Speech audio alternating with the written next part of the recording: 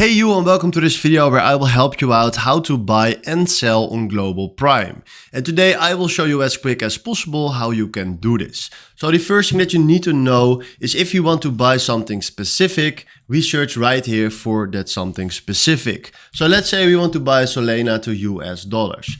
So right now we are having the chart right there and we want to create a position, so we click here on new order.